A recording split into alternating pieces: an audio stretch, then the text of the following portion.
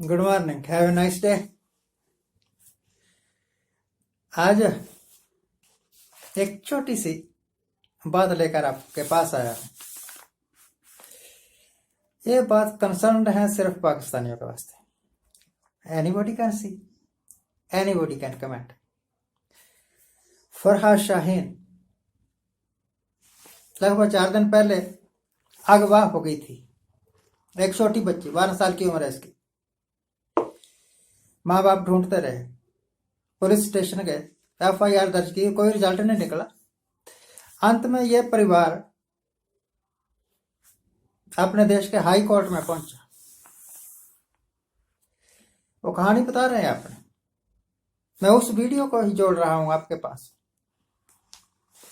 और CP news का यह वीडियो है। I am very thankful to CP news कि उन्होंने यह बात एयर की, और इस एयर की हुई बात को मैंने देखा और रिएक्ट कर रहा हूं। पाकिस्तान के लोगों, चाहे आप मुस्लिम हैं, चाहे आप क्रिश्चियंस हैं, हिंदू हैं, सिख हैं, बुद्धिस्ट हैं, कोई भी है, आपको अपने आप पर गर्व करने की कोई बात नहीं है। You have nothing to pride your self कि आप पाकिस्तान हैं, या आप मुस्लिम हैं, या आप कोई दूसरे तीसरे। एनीवे, अगर आपके मुल्क में छोटे छोटे बच्चे सुरक्षित नहीं है, उनको किडनैप कर लिया जाता है, फिर उनको कन्वर्ट कर दिया जाता है कि कोई भी है, क्रिश्चियन है तब भी इसको मुस्लिम बना दो, सिख है तब भी इसको मुस्लिम बना दो। धर्म मन से उठने वाली चीज है। धर्म कोई जबरदस्ती थोपी जाने वाली चीज नहीं है।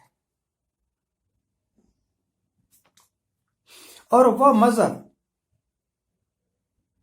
जो बन रहा है किसी दूसरे के आंसुओं पर, वो मजहब जो पनप रहा है किसी दूसरे की आहों पर, कभी कामयाब नहीं हो सकता, कभी कामयाब नहीं हो सकता। आप पिछले 300 साल का इतिहास देखिए, 400 साल का। अफगानिस्तान में कभी शांति नहीं रही। हर वक्त कुछ ना कुछ वहां होता ही रहता है, मार काट।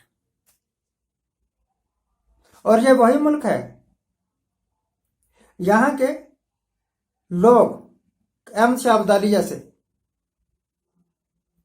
हिंदुस्तान में आया करते थे, अटैक किया करते थे, हिंदुस्तान को लूट के ले जाते थे, यहां की लड़कियां ले जाते थे, गजनी के बाजारों में बेचा करते थे। गुरु नानक के टाइम में काबुल में इंसान बिका करते थे। जैसे आजकल आप मंडियों में सब्जी बेचते हैं, अनाज बेचते हैं, गजनी के बाजारों में इंसान बेचे जाते थे। हिंदुस्तान से पकड़ के स्लेव बना के ले जाने और फिर बेच देना, गुलाम।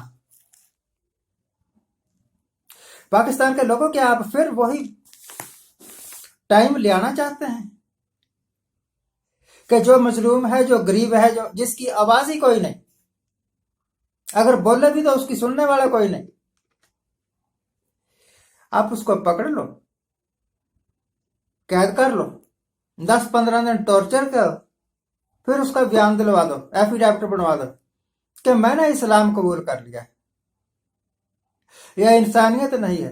आप मुसलमान हो गए, ठीक है, आप क्रिश्चियन हो गए, ठीक है,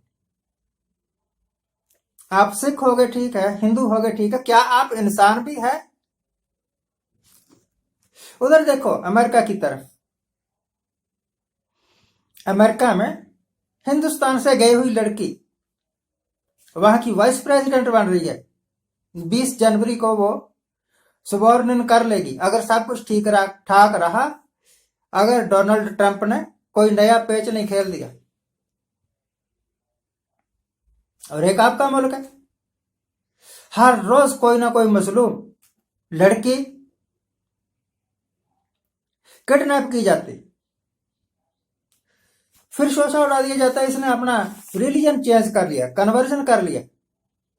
क्या है रिलीजन? सबसे बड़ा रिलीजन तो इंसानियत है, और इंसानियत ही आपके मुल्क में है नहीं। आपको तो शर्म से डूब मरना चाहिए। अगर पाकिस्तान में कोई बड़े लीडर हैं और वो इंसान भी हैं, चाहे मुस्लिम हो मुझे कोई इतराज नहीं, चाहे क्रिश्चियन हो मुझे कोई इतराज नहीं, इंसानियत के नाते आप खुद फैसला करिए कि जो पाकिस्तान की मजलूम लड़कियों के साथ हो रहा है, अगर आपकी बेटियों के साथ हो तो आप बर्दाश्त कर लेंगे? It is very shameful, it is very pitiful.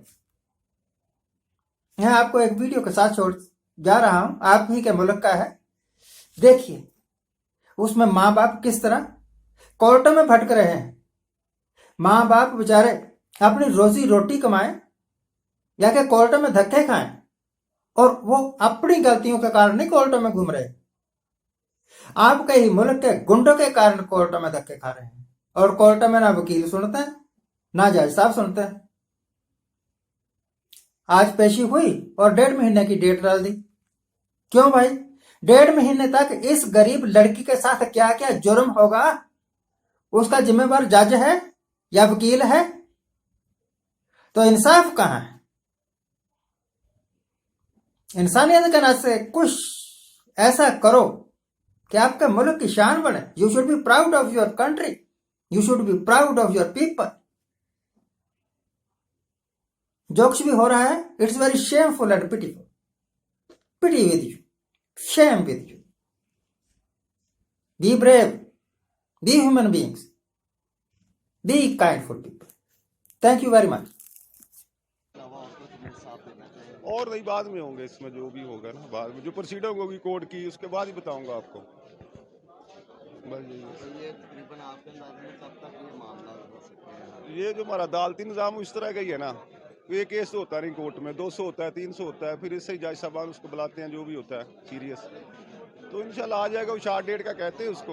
अभी जब आपने जज साहब से इस चीज़ की बात हुई आपकी, वो जो दोबारा पेपर, मैंने यही कहा था कि ये कांस्टेबल ने रिपोर्ट की, आइए रिपोर्ट करे इसकी, कि मैंने इसको ढूंढा है, तलाश किया, वो मिला नहीं है मुझे। तो उसमें रिक्वेस्ट करता हूँ जज साहब की शार्ट डेट दे दे, तो शार्ट डेट में फिर उसको करते हैं, फिर वो आगे पेश होंगे, फिर मगविया भी होगी, तो फिर उसमें देखते हैं आइयो को। ये कैसे 17 साल उम्र इसकी लिखवा दी उधर। बस, थैंक्स जी। आज हमारे सीनियर लॉयर हैं तनवीर अख्तर रंधावा साहब, इनके साथ मिलकर हम कोर्ट में पेश हुए हैं। और बज़ाहिर तो कोर्ट का जो हमें रवैया लगा है वो इसको एक आम सा केस समझ रहे थे कि उन्होंने ऑर्डर किए और कि बच्ची को रिकवर करके पेश किया जाए और मुलज़म को गिरफ़्तार किया जाए, उसकी आज उन कंप्लायंस नहीं हुई है। तो आज साहब ने यही कहा है कि इस ऑर्डर की कंप्लायंस हो, बच्ची को रिकवर करके अदालत में पेश किया जाए। आगे अदालत उसकी ऑसिफिकेशन का ऑर्डर करती है या जो भी आगे प्रोसीजर चलता है, नादरा के कागजात की वेरिफिकेशन होनी है, वो सारा प्रोसीजर अब आगे तभी होगा जब बच्ची रिकवर होगी। जी, आज हम सारे जो क्रिश्चियन वकला हम पेश हुए हैं फ़रा केस में, और कोर्ट को हमने असिस्ट किया क्योंकि जो लड़की है वो माइनर है, और हमारा जो पंजाब में एक्ट है चाइल्ड मैरिज रिस्ट्रेंट एक्ट, उसके मुताबिक जो मिनिमम एज है फ़ीमेल की वो 16 ईयर है, और इस केस में जो बच्ची की एज है वो 13 साल है, और नादरा का रिकॉर्ड भी उसमें हमने सबमिट किया है। कोर्ट को हमने असिस्ट किया है कि इसका ओसिफिकेशन टेस्ट हो ताकि इसकी उम्र का वो तयन हो सके, और नादरा का जो सर्टिफिकेट वो भी उसको सपोर्ट कर रहा है। तो हमें उम्मीद है कि हमने जो एप्लीकेशन दी है कि लड़की का टेस्ट करवाया जाए ताकि उसकी एज का डिटर्मन हो। और हमने अदालत को ये भी बताया कि अभी रिसेंटली कल ही सिंध हाई कोर्ट ने जो एक जजमेंट दी है आरजू के केस में कि उसका जब ओसिफिकेशन टेस्ट हुआ है तो उसकी 14 साल एज सामने आई है, तो उसे कोर्ट को असिस्टेंस मिली है। और अब हमने भी ये रिक्वेस्ट की है कि अगर आप इसका ओसिफिकेशन टेस्ट कराएं, इसकी उम्र का तयन करवाएं, तो ये बेहतर होगा केस को अच्छे तरीके से आगे ले जाने में। ये आज की अपडेट है। ज़रूर करना चाहूँगा कि जब ये आरजू राजा का केस चल रहा था तो पूरे पाकिस्तान में और बाहर के ममालिक से भी लोगों ने कहा कि क्रिश्चियन वकला किधर हैं। तो अब हम इस केस में मौजूद हैं और इसका पूरा फॉलोअप करेंगे। आप हमारे लिए दुआ करें और फ़रा के लिए दुआ करें कि वो खुदा उसको सलामती के साथ वापस हमारे दरमियान लाए। और आज मैं आप